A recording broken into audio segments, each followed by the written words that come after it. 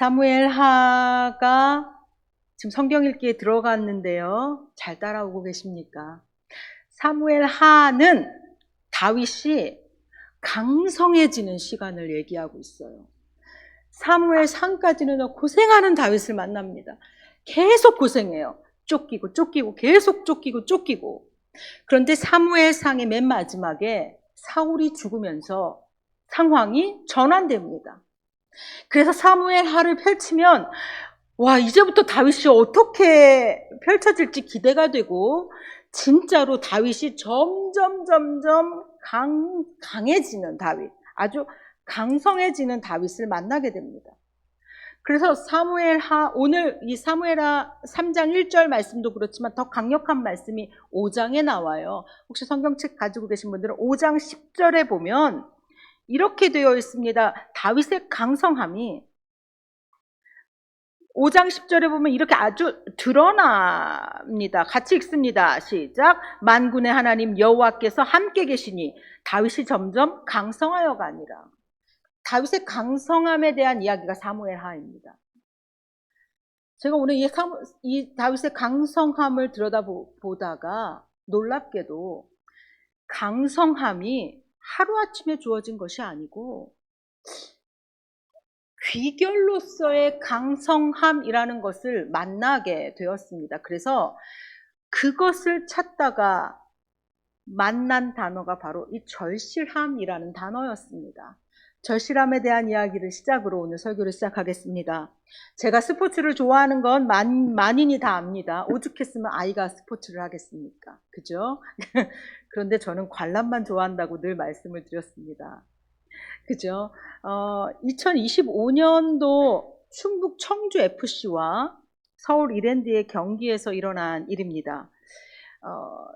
이게 국내 리그예요. 그런데 두 팀 모두 당시의 분위기가 좋지 않았습니다. 서울 이랜드는 5경기째 승리를 하지 못하고 있었습니다. 자, 리그에서요, 5경기를 승리하지 못한다는 뜻은 40일 동안 승리가 없었다는 거예요. 그럼 40일이면 한 달이 넘는 시간 동안에 선수들이 계속 우리는 언제 이기지? 우리는 언제 이기지? 이러한 생각을 하게끔 살고 있다는 거예요. 얼마나 고통스러웠을까요? 근데 더 여건이 안 좋았던 건 충북 청주 FC였습니다. 순위상 이제 리그가요, 순위를 계속 매기면서 강등시키거든요. 강등권에 순위가 들어가 있었고, 그래서 감독이 그것을 책임을 실감하며 사임을 했고, 감독 대행이 팀을 맡았지만 벌써 3경기째 여전히 승리가 없던 그런 상황이었습니다. 그 둘이 붙었습니다. 그 경기에서 벌어진 일이었습니다. 시계추는 더 간절한 쪽에 기울였던 것 같습니다. 충북 청주가 2대1 역전승을 거뒀습니다. 357일 만에 홈에서 맞은 첫 승이라고 했습니다. 얼마나. 그런데 그 경기에서 카메라가 주목하고 있던 것은 바로 이 부분이었습니다. 2대1로 앞서고 있는 시간에 정규 시간은 끝났고 추가 시간이 9분이 주어졌습니다.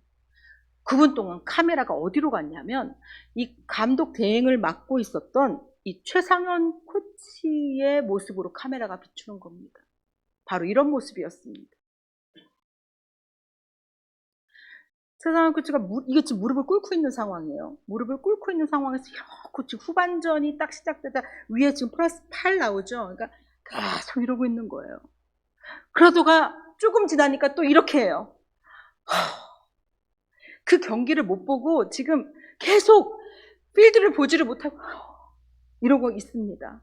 그러다가 심판의 이제 경기 종료를 알리는 심판의 휘슬이 딱 불자 이렇게 됩니다. 이렇게 되는 거예요. 엉엉 우는 거예요. 그러자 이제 이 뒤에는 막 이제 선수들이 달려와서 막 코치를 일으키고 하는 장면들이었습니다. 그런데요, 지금 수원삼성 블루윙스의 감독 이정효 감독이 그의 책 정답은 있다에서 이 장면에 대해서 이렇게 코멘트를 하고 있었습니다. 제가 인용하겠습니다. 그날 팬들에게 감동을 준 것은 최 코치의 간절함이었다. 내가 그동안 간절함을 표하는 방식이란 더 크게 욕하고 고래고래 소리 지르는 것이었는데, 이정효 감독의 특허죠. 막 소리 지르는 거. 저렇게 표현하는 아름답고 감동적인 방법이 있었구나 싶었다. 저 사람은 얼마나 외로운 싸움을 얼마나 한참 동안 해왔을까? 그 세월을 어떻게 버텨왔을까? 이정현 감독이 그 경기를 보다가 이 최상현 코치의 그 모습을 보면서 이렇게 생각, 저 사람은 어떻게 저 시간을 버텨왔을까? 얼마나 외로웠을까? 저렇게까지 오기까지 얼마나 무거웠을까? 제가 글로써 이 부분을 읽는데 눈물이 쫙 차오르는 거예요. 저 사람은 얼마나 외로운 싸움을 얼마나 한참 동안 해왔을까? 그 세월을 계속 패 하고 있는 이 상황을 어떻게 버텨왔을까? 이 최코치를 향해서 이정효 감독이 느꼈던 그 마음이 저한테도 느껴졌습니다. 그러면서 그 필드에서요, 후반에 9분이 주어졌는데 이대로 끝났으면 좋겠는데 9분이 아직도 남아있어요. 얼마나 간절했으면 제발 이대로만 경기가 끝나라, 이대로만 끝나라 하면서 무릎을 꿇고 막 기도를 하면서 막 이러고 있는 이 모습이, 그 모습을 보는데 제 머릿속에 온통 채우고 있는 단어는 절실함이었습니다. 얼마나 절실하면 저럴 수 있을까? 저 사람에게 저것은 얼마나 절실했을까? 그런데 제가 이 책을 읽다가 이러한 부분을 또 봤습니다. 감독들에게, 프로 감독들에게 또 하나의 고심은 선수들에게, 그 프로 선수들에게 얼마나 절실함을 심어줄 수 있느냐가 감독의 큰 역할이라는 거예요. 왜냐하면 거기에 온 선수들은요, 어떤 선수들은 나는 이제 프로에 왔으니 됐다 이렇게 생각하는 선수가 있고, 또 어떤 선수들은 날마다 나아지고 싶어서 몸부림치면서 훈련하는 선수들이 있다는 거예요. 그 둘 사이의 간극이 너무 커서 어떠한 작전을 내리고 어떠한 일들을 행할 때 이 두 사람이 그곳의 작전에 행하는 모습이 너무 다르다는 거예요. 태도가 너무 다르다는 거예요. 그래서 이정효 감독이 매일 고심하는 게 어떻게 하면 선수들에게 절실함을 심어줄 수 있을까? 이것이 고민이었는데 그에 대한 그의 답을 제가 인용하겠습니다. 절실함은 무슨 헝그리 정신 같은 게 아니다. 부족하다고 해서 다 절실한 것이 아니다. 부족해도 편안한 사람이 있고 풍족해도 절실한 사람이 있다. 절실함은 환경이나 조건과 상관없이 지금에 안주하지 않는 태도에서 나온다. 그 똑같은 프로 선수들이 어떤 사람은 부족해서 절실하고 절실하지 않고가 아니고 풍족해서 절실하고 절실하지 않고가 아니라 내가 지금 여기서 더 나은 선수가 되고 싶다라는 사람은 절실하다는 거예요. 근데 그 생각을 하지 않는 사람은 도무지 절실하지 않다는 거예요. 절실함은 그 태도에서 나온다는 겁니다. 자신의 상황을 어떻게 인식하고 받아들이고 어떻게 하겠다라는 그의 태도가 절실함을 끌어낸다는 거예요. 저는 이렇게 절실함이라는 단어를 만났을 때 마음이 뜨거워졌습니다. 연주교회가 30주년을 올해 맞이했습니다. 우리가 9월에 되면 창립 30주년이죠. 30주년을 맞이하는 우리가 맞이해야 하는 아주 중요한 단어가 바로 절실함입니다. 30주년이라는 것은요, 어떤 마법이 아닙니다. 30주년에 무슨 일이 일어나는 게 아니에요. 그러나 어떠한 의미도 없는 것도 아닙니다. 저는 10년 전에 담임으로 이곳에 취임을 했죠. 여러분들은 연주교회는 여성안수 기념교회라는 이 창립의 취지대로 여성 목사님을 담임으로 모셨습니다. 그리고 제가 와서 담임이 세워지면서 장로님들을 세우며 당회가 조직되었습니다. 당회가 조직되었다는 것은 교회가 조직교회가 되었다는 뜻입니다. 우리 교회는 조직교회가 되었습니다. 그 이후에 우리가 코로나도 겪었고 또 여전도회의 전국 여전도회의 리더십의 교체를 통해서 우리가 여러 가지 변화들을 겪었습니다. 30년 동안에요, 여러분들이 그 당시에 30년 전에 오셨던 성도님들은 50대가 되셨고요. 서울여대에 장학생으로 오셨던 분들은 집사님이 되셨습니다. 부모님 따라 연주교회에 온 성도들도 집사님이 되셨고요. 제가 연주교회 부임했을 때 7살이었던 저희 아들은 고3이 되었습니다. 30년은 놀라운 시간입니다. 이 시간을 받아든 우리는 지금 여기서 어떠한 내가 연지교회와 함께 어떤 성도가 되어야 되겠다, 되어야 한다, 이것을 고민하고 그것에 대해서 도전받아야 하는 것이 우리의 사명입니다. 과업입니다. 그렇다면 여기에 계신 성도님들, 어떤 성도들은 나는 교회만 다니면 된다라는 분과, 아니 난 더 좋은 성도가 되고 싶어, 이렇게 각자의 온도가 다 다른데 똑같은 거, 이정효 감독의 그 마음이 다가왔습니다. 어떻게 같은 마음으로 교회를 향한 뜨거운 마음을 이끌어낼 수 있을까? 절실함이었습니다. 여러분들 스스로에게 질문을 던지는 키워드가 절실함이라고 됐습니다. 나는 하나님 앞에 어떻게 더 나은 모습으로 힘있게 그리스도인으로 살 수 있을까? 나는 어떻게 더 크게 사람들을 섬길 수 있을까? 나는 어떻게 주의 전으로 잃어버린 영혼들을 데리고 올 수 있을까? 절실함 가운데 묻고 또 묻고 절실하게 나는 어떻게 하나님 앞에 성도로 더 잘 살아낼 수 있을까? 이전보다 더 나은 성도가 될 수 있을까? 예전에는 못했던 그러한 결단들을, 예전에는 믿음으로 생각하지 못했던 것들을 어떻게 더 하나님 앞에 할 수 있을까? 이렇게 도전하는 거 절실함의 결과입니다. 오늘 사무엘하 3장 1절에서요.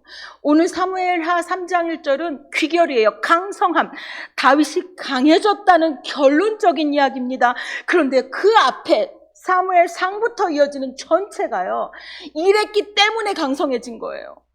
앞에 여러 가지 이유들을 담고 있어요. 저는 그 바로 앞장인 사무엘하 2장을 보면서 다윗이 강성해질 수밖에 없었던 이유가 그의 절실함에 있었다는, 그 절실한 태도. 지금 충분히 안주하고서 그냥 이대로 살 수 있지만 그렇게 살지 않았던 그의 그 절실함의 태도에서 그의 강성함이 주어졌다라는 사실을, 그 연결고리를 만나려고 합니다. 여러분들은 오늘 사무엘하 2장을 피시고 함께 따라오시면 됩니다. 첫 번째 이야기는 사무엘하 1장부터 4장 상반절까지입니다. 이스라엘의 사울왕이 죽었습니다. 사울왕이 죽고 정부를 이끌고 갈 사람이 없어졌습니다. 왕자들까지 모두 죽임을 당했기 때문이죠.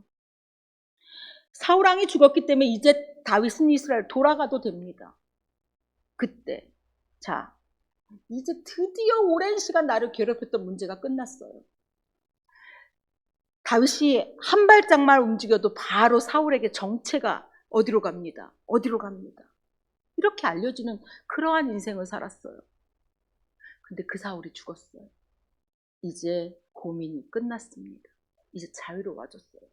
자, 그럼 어떻게 하시겠습니까? 자유로워졌어요. 내가 고민하고 있던 문제가 해결됐어요. 우리는 그 즉시 신나게 내 생각대로 내가 그동안 하고 싶었던 일들을 하시겠죠. 다윗이 어떻게 하는지 보겠습니다. 1절입니다. 1절을 같이 읽겠습니다. 시작. 그 후에 다윗이 내가 유다 한 성읍으로 올라가리이까? 여호와께서 이르시되 올라가라. 다윗이 아뢰되 어디로 가리이까? 이르시되 헤브론으로 갈지니라. 다윗은 하나님께 유다로 가라, 헤브론으로 가라 라는 답을 듣습니다. 근데 이 다윗에게 유다 지역은요, 아주 괘씸한 지역입니다. 다윗이 사울에게 쫓길 때 가는 곳마다 밀고했던 사람들이에요. 사무엘상 24장에 보면 유다에 속한 그일라라는 사람들은요, 블레셋의 침입을 받습니다. 그때 하나님께서 갑자기 다윗에게 너 가서 그일라의 성읍들을 구원하라 라고 하는 거예요.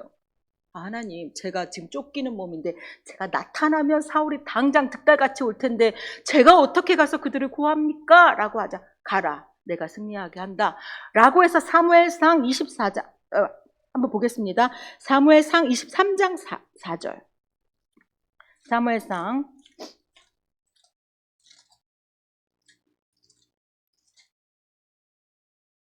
23장 4절 말씀을 우리가 같이 보겠습니다. 시작. 다윗이 여호와께 다시 묻자오되 여호와께서 대답하여 이르시되 일어나 그일라로 내려가라. 내가 블레셋 사람들을 내 손에 넘기리라 하신지라. 그래서 다윗이 그일라를 구원하기에 출동합니다. 그래서 구원해내요. 그랬는데 그일라 사람들이 어떻게 하는 줄 아십니까? 12절 보겠습니다. 12절 시작. 다윗이 이르되 그일라 사람들이 나와 내 사람들을 사울의 손에 넘기겠나이까 하니 여호와께서 이르시되 그들이 너를 넘기리라 하신지라. 그일라가 넘깁니다. 그래서 사울이 미리 다윗이 하나님 말씀 듣고 바로 도망하죠. 그래서 도망한 곳이 유다의 10광야입니다. 거기 다시 숨었어요. 그랬는데 거기 사람들이 다시 밀고 합니다. 사울에게 지금 저기에 다윗이 있습니다 라고 밀고 합니다. 사울의 군대가 다시 출동하죠. 23장 19절입니다. 19절을 같이 읽습니다. 시작. 그때에 10사람들이 기브아에 이르러 사울에게 나와 이르되 다윗이 우리와 함께 광야 남쪽 하길라산 숲을 요새에 숨지 아니하였나이까. 여기 숨었어요 이렇게 얘기한 겁니다. 유다 지역 위험한 곳이었고 부담스럽고 아주 껄끄러운 곳이었습니다. 그럼에도 불구하고 하나님께서 가라, 유다로 가라, 헤브론으로 가라 라고 하실 때 다윗이 어떻게 합니까? 사무엘하 2장 2절과 3절입니다. 이 역시 여러분들 같이 읽겠습니다. 시작. 다윗이 그의 두 아내 이스라엘 여인 아히노암과 갈멜 사람 나발의 아내였던 아비가일을 데리고 그리로 올라갈 때 또 자기와 함께한 추종자들과 그들의 가족들을 다윗이 다 데리고 올라가서 헤브론 각 성읍에 살게 하니라. 과거의 나의 경험 속에 묻지 않는 거예요. 나의 과거의 경험으로 봤으면 거기 가고 싶지 않은 거예요. 저 안 가요. 저 안 합니다. 그런데 하나님께서 오늘 주시는 말씀에 그냥 그대로 순종합니다. 그런데 이게 놀라운 일은요, 지금 다윗을 저지할 수 있는 사람이 없었어요. 그러니까 사울이 죽었기 때문에 다윗이 내 맘대로 올라가든지 안 올라가든지 상관이 없었단 말이에요. 그런데 그때 다윗이 어떻게 합니까? 바로 하나님께 기도하며 여쭙는 거예요.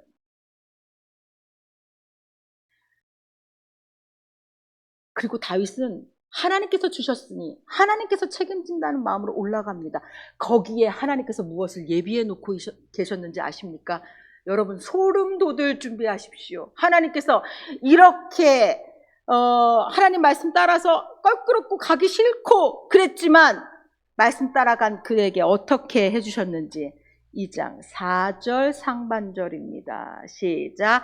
유다 사람들이 와서 거기서 다윗에게 기름을 부어 유다 족속의 왕으로 삼았더라.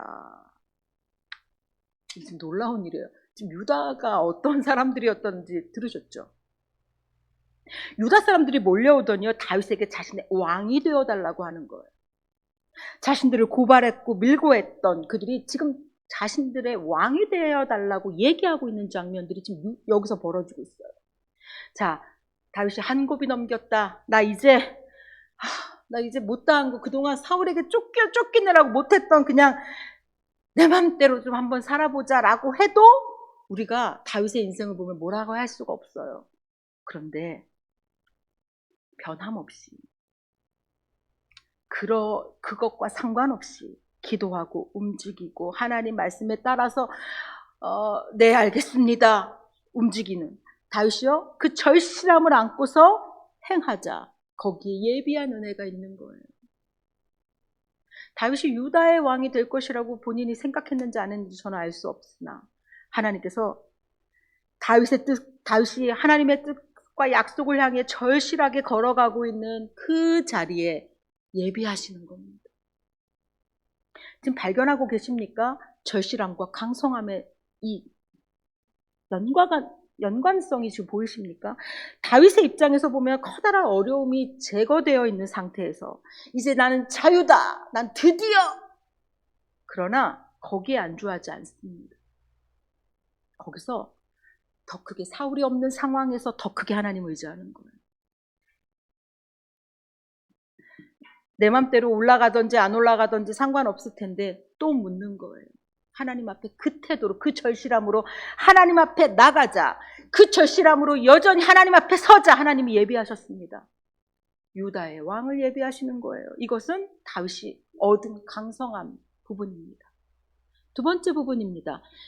이어서 4장 하반절부터 7절까지입니다. 다윗의 위세가 당당해졌습니다. 아니 유다 사람들이 와서 자신을 왕으로 삼아 왕이 되달라고 하니 얼마나 기세가 등등해졌습니까? 그때 다윗이 무엇을 하냐면 사울을 묻습니다. 사울이 어떻게 됐죠? 사울 왕이 어떻게 됐습니까? 사울 왕에 대해서 묻습니다. 자, 여러분들 왕가 사는 남자 보셨죠? 왕위에서 가장 문제가 되는 사람은 그죠? 왕의 후손들이에요. 왕이 될 가능성이 있는 사람들. 수양이 끝까지 단종을 어떻게 처리하고 있는 것을 여러분들이 보셨을 텐데요. 이유가 명확하죠. 후환이라는 거예요. 우리 안평대군부터 시작해서 금성대군까지 단종을 모시고 다시 복위하려는 운동들을 계속 하잖아요. 지금 아브넬이라는 군대 장관이 이스보셋을 세워서 사울의 왕위를 잇는 운동들이 여기서 벌이고 있어요. 그러면 가장 무서운 사람들은 이 사람들을 후환을 없애는 것이 당연한 수순이라고 생각하는 다윗이 어떻게 합니까? 그렇게 하지 않아요. 다윗이 사울왕이 어떻게 죽었느냐, 지금 사울왕 시체는 어떻게 됐고 그가 어떻게 됐는지를 묻습니다. 그러자 거기 있는 사람들은요 당연하게 이제 얘기를 듣다 보니 길르앗 야베스 사람들이 사울을 정중히 모셔서 장사를 지내줬다는 얘기를 듣습니다. 그러자 다윗이 어떻게 합니까? 바로 그곳에 군사를 보내 길르앗 야베스를 진멸하지 않았습니다. 어떻게 합니까? 우리 2장 4절 후반절 보면 이렇게 되어 있죠. 어떤 사람이 다윗에게 말하여 이르되 사울을 장사한 사람은 길르앗 야베스 사람들이니이다 하매, 그러자 다윗이 어떻게 하냐면 그들에게 사람을 보내라. 자, 길르앗 사람들이 갑자기 다윗의 사람들이 오는 것을 기겁합니다. 왜냐면 사울은 천천지 원수였는데 그 사울에게 후히 대접한 우리는 죽었다. 반역자라고 불리울 수 있잖아요. 그래서 길르앗 사람들이 벌벌벌 떨고 있습니다. 그때 다윗이 어떻게 해서 합니까? 그들에게 잘하였다. 길르앗 사람들에게 복을 내려요. 축복합니다. 이것은 우리 5절과 6절, 7절 이렇게 같이 한번 읽겠습니다. 시작. 다윗이 길르앗 야베스 사람들에게 전령을 보내 그들에게 이르되 너희가 너희 주 사울에게 이처럼 은혜를 베풀어 그를 장사하였으니 여호와께 복을 받을지어다. 너희가 이 일을 하였으니 이제 여호와께서 은혜와 진리로 너희에게 베푸시기를 원하고 나도 이 선한 일을 너희에게 갚으리니 이제 너희는 손을 강하게 하고 담대히 할지어다. 너희 주 사울이 죽었고 또 유다 족속이 내게 기름을 부어 그들의 왕으로 삼았음이니라 하니라.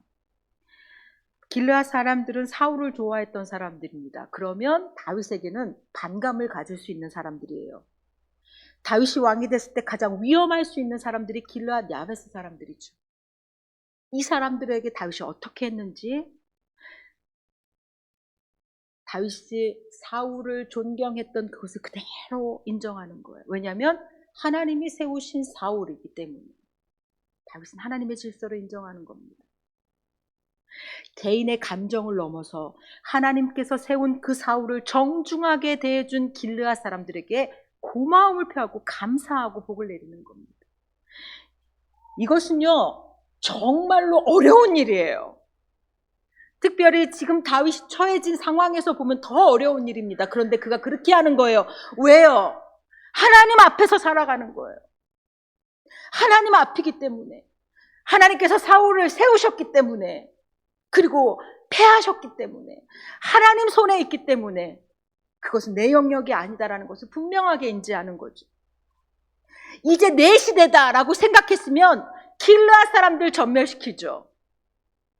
이제 내 시대라면 나를 위협할 수 있는 모든 위험 요소를 제거하는 게 인지상정이에요.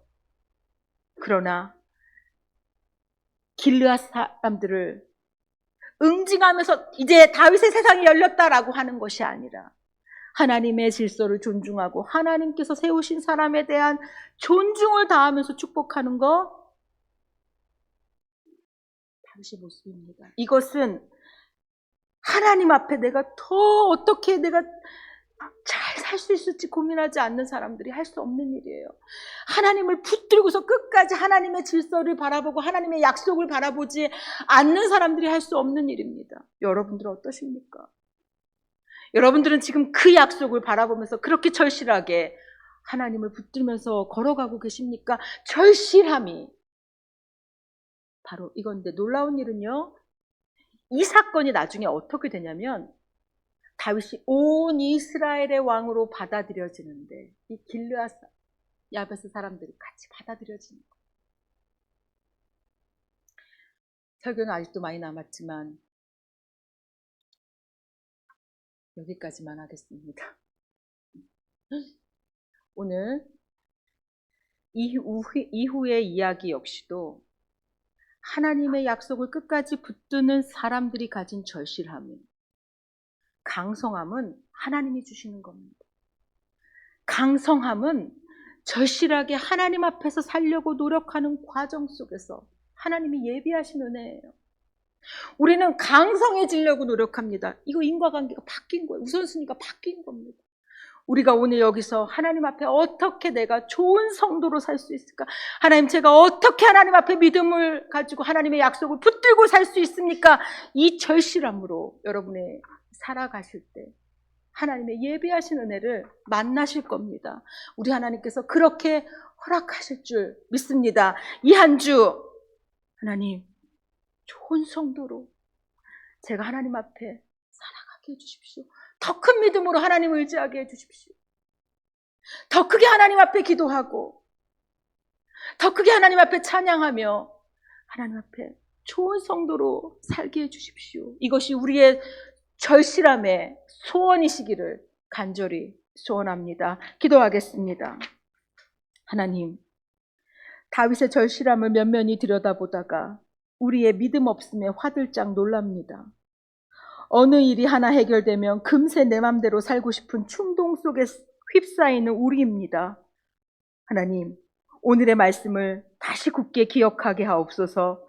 어느 자리에서든 좋은 성도 되기 위해 하나님 앞에 절실하게 묻고 기도하며 그 자리를 살아내는 성도로 우리를 빚어 주시옵소서. 그리고 그 삶에서 하나님께서 예비해 주신 그 강성함을 선물로 누리는 인생 되게 하여 주옵소서. 예수님의 이름으로 기도드립니다. 아멘.